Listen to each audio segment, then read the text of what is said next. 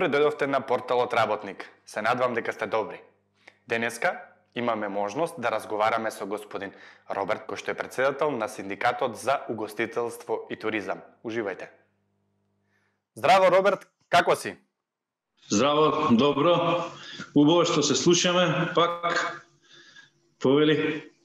Господине Роберт, како што сите знаеме, денеска актуелно е прашањето за неработна недела. Колку вие како работници во врска со неделата како неработен ден сте консултирани? Од друга страна, Независната угостителска комора се противи на неработната недела. Како вие гледате на сето ова? Па ние ниту како работници, па ниту како синдикат сме консултирани околу ова прашање, како и за ниедно друго до сега. Ниту за измена во Закон за работни односи, ниту за било каква измена. Ние не сме консултирани. Нормално е за комората да инсистира работен ден да биде недела, затоа што во тој ден стопанствениците, газдите остваруваат најголем профит. И затоа е нивното инсистирање да недела да остане да биде работен ден. Сега тоа е убаво и за нас, и ние би можеле да прифатиме недела да биде работен ден, но треба да се разговара за тоа дали треба недела да се плати дупло од дневницата, дали треба празникот да се плати со коефициент и така натаму. Значи, убаво е тоа од нивна страна и ние сакаме да работиме, само да се разговара за тоа околу дневниците. Со одлука на владата, ски центрите оваа година нема да работат. Од друга страна пак хотелите, кои што се во рамките на тие ски центри, работат според своите протоколи. Како се тоа ќе се одрази врз вработените во тие хотели? Многу лошо. Прво, со синдикалниот представник од град Тетово разговаравме на оваа тема. Сега, они како работници се засегнати за нивните работни места. Мислат дека ако ски центрите, жичарата не работи, а работат хотелите, дека драстично ќе биде намален бројот на гости во хотелите. Сега, тука се работи за тоа што хотелите ќе работат по протоколи, а за жичарниците, колку што ја сватив, уште нема изготвено протоколи. Што е по мене малку и нелогично, затоа што има жичарници, нели, за еден, за двајца има, па има за 6, тие за 6 може да се приначат да бидат за 4. Сега зимно време се знае како се качува горе. Значи, сите се со шалови, со капи, со ракавици, на дистанца ќе седат, значи, може некако да се направи, треба да се размисли за тоа, да има измена за протоколите за жичарниците. За да биде успешна сезоната, нели? Инаку, кој би отишол во хотел, кој би престојал ако нема жичара? Значи, тие скијачите ќе се изгубат, како скијачи нема да престојуваат во хотелите. Не треба тука и да изоставиме да кажеме дека голем број на сезонски работници работат во тие хотели, така да стопанствениците ќе немаат потреба од нив. Исто така имам информација дека на жичарниците работат околу 30 на вработени, така да и тие ќе останат дома. И тоа е тоа.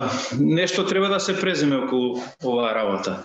Ако можете да ни кажете нешто во врска со прекршувањата на работничките права во вашиот синдикат во екот на корона кризата, на кои прекршување на работнички права најмногу се жалат вашите членови?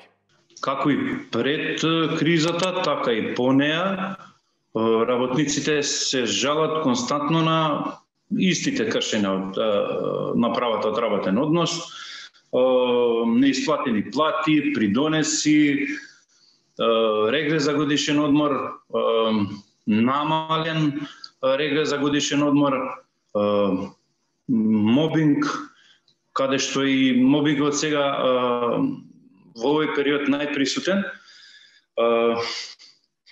Проблемот е тука дека со пенсионерите соочени со намалена работа и намален профит, нивната, па како да кажеме, нивниот гнев го истураат на вработените. Тоа е нешто како ново што се случува сега во овој период, а инаку поплаките се тие, стандардни, како и секогаш. И ги има во голем број. Да.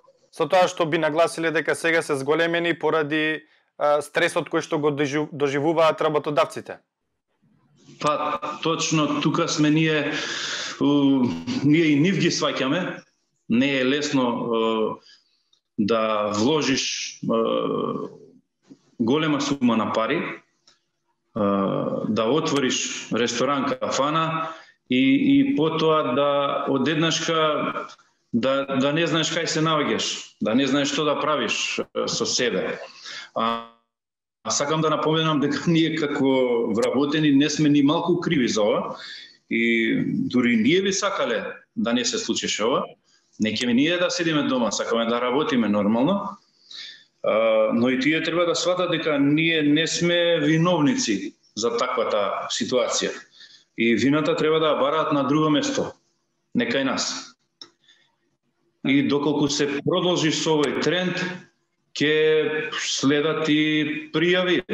Дури вас како портал ќе ви информираме ако се случи такво нешто. Моментално и се случува, значи има секакви врсти на мобинг, дури има, да не кажам, и се тепаат вработени, се малтретираат, не знам како да кажам. Се случува. Што би им порачале вие на вработените во угостителството и туризмот? Што да направат доколку нивните права од работен однос се прекршени? Што би ги посоветувале? Прво би им предложил на вработените да пристапат во синдикат. Не мора да е синдикат, може и да е некое здружение за заштита и права на работниците, за да можеме да па некако да се групираме. Видете, ова е за нас сега моментално табу тема синдикатов. Синдикатот за угостителство туризам иначе е основан 2006 година од група на луѓе ентузијасти што мислеа дека треба да постои такво нешто, далечната 2006 и да овој синдикат, како да кажам, повторно го рестартираме пред околу 5-6 месеци. Уствари, откако настана криза, зарем требаше да има криза, како што е ова, да угостителите сватат дека им треба заштита. Значи, многу просто, не знам како да им објаснам на луѓето. Со самото припаѓање во синдикат или во здружение, не е битно каде. Значи, многу полесно ќе биде синдикатот како синдикат да ги одбрани вашите права, отколку вие како индивидуалци тоа правите. Затоа уште веднаш би им предложил да пристапат во некој синдикат или здружение, затоа што преве ќе земеме пример нашиот синдикат. Моментално нашиот синдикат ја користи правната помош на Конфедерацијата на слободни синдикати. Тоа е една добро организирана екипа. Воедно КСС ни нуди и бесплатна правна помош од тим на адвокати кои баш работат на трудово право. Баш тоа што нас не засегнува сега, во моментов. Така да, само тоа би им предложил, нека размислат, имаат време, нека престанат со тоа дека синдикатите се партиска својна. Еве, нашиот синдикат е направен да биде заеднички. не мој, не ваш заеднички синдикат. Во него ќе може најдемократски да се каже кој што сака, кој што мисли, и мислам дека така поубаво ќе соработуваме. Сега малку во врска со заштитата на вработените. Кажете ни во угостителството како тие се заштитени и дали е таа заштита доволна или пак се потребни да се превземат и некакви дополнителни други мерки за заштита на вработените во угостителството?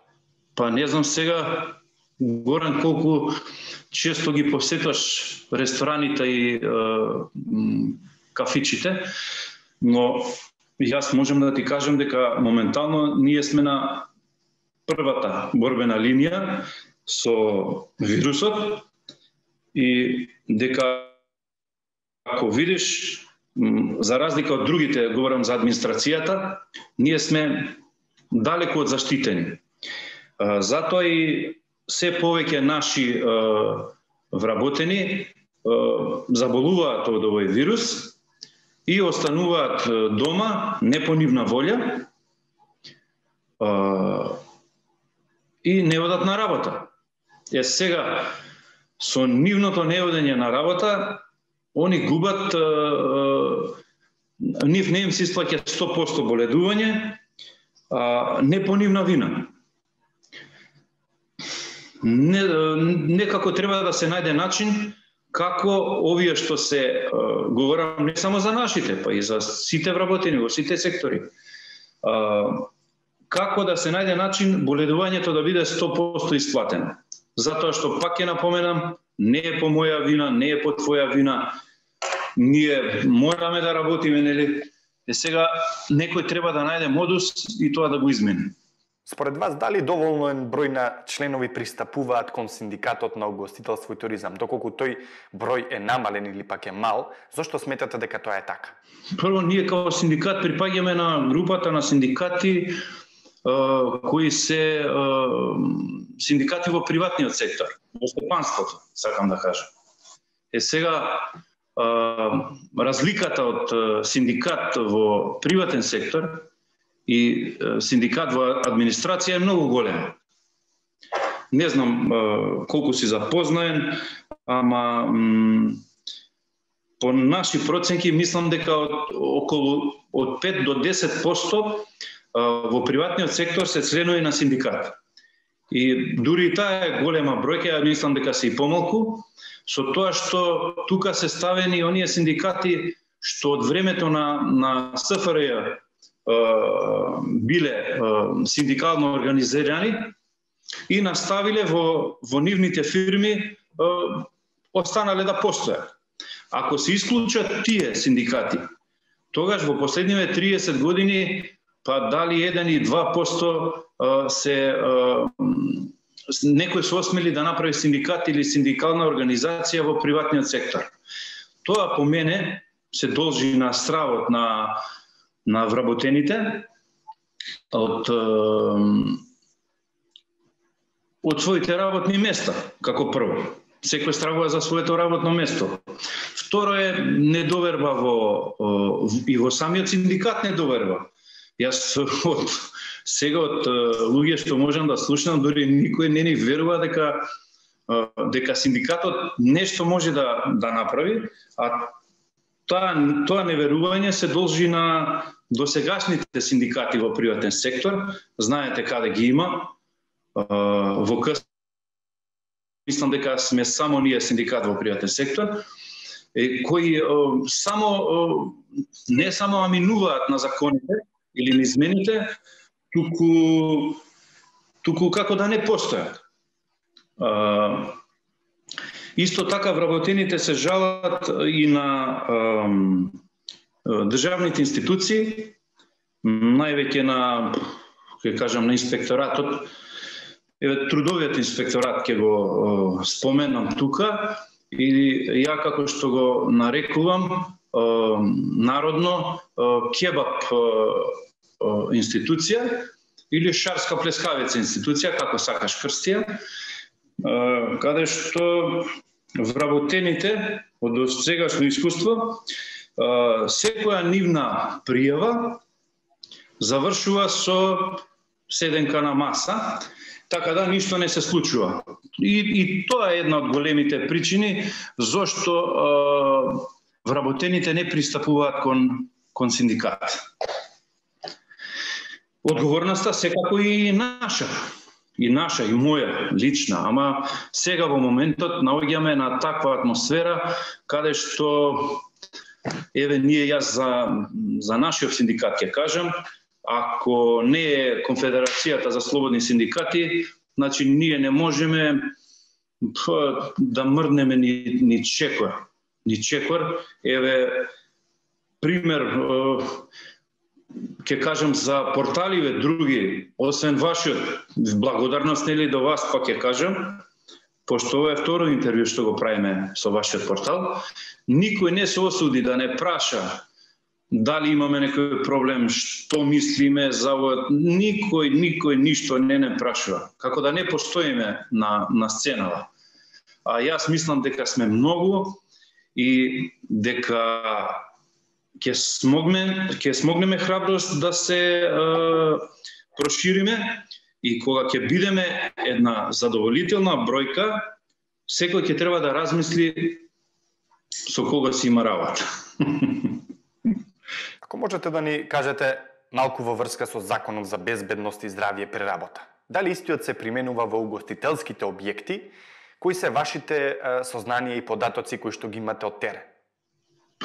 Законот за безбедност и здравје при работа, ја можам слободно да кажам дека не се применува во секторот угостителство и туризам. Никаде може да се каже. Јас знам колкав напор дава Сдруженијето за заштита при работа, но треба малку повеќе да се работи со стопанствениците, со газдите и да им се објасни дека здравјето на своите вработени е многу поважно од профитот што го остваруваат таа недела, тој месец или таа година. Мора да се поработи на тоа дека вработените колку се поздрави, посигурно на своето работно место, дека ќе го дадат максимумот од себе. Морам да напоменам и дека ние сме во соработка со Сдруженијето за заштита при работа и понатаму мислам дека заеднички ќе делуваме за подобрување на овие мерки. Така. Роберт, спомнавте за членување во вашиот синдикат и воопшто за синдикатите, дека вработените кога се организирани, нивниот глас повеќе може да се слушне, може да допре онаму каде што треба за да се действува организирано, а знаеме дека силата е во заедништвото. Кажете ни дали може да ни оставите некаков контакт како би ве побарале? Моментално сме активни на социјалните мрежи со Facebook фан-пејдж страната Синдикат за угостителство и туризам. Така. Таму секојдневно пристапуваат веќе нови членови. Морам да напоменам Синдикат за угостителство и туризам со кирилица, кирилични букви.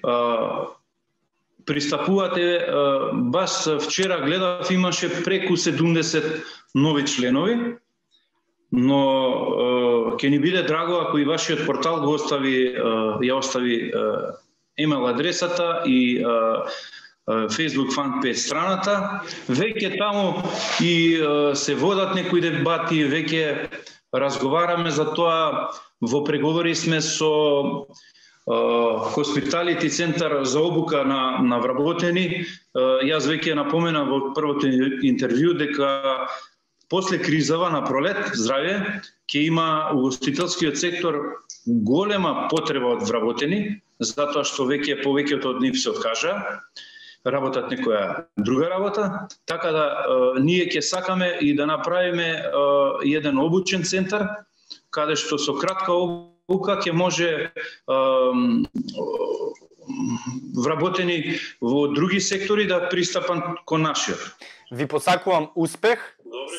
Се надевам дека ќе продолжиме со понатаму со наредни вакви интервјуа, па до наше наредно гледање.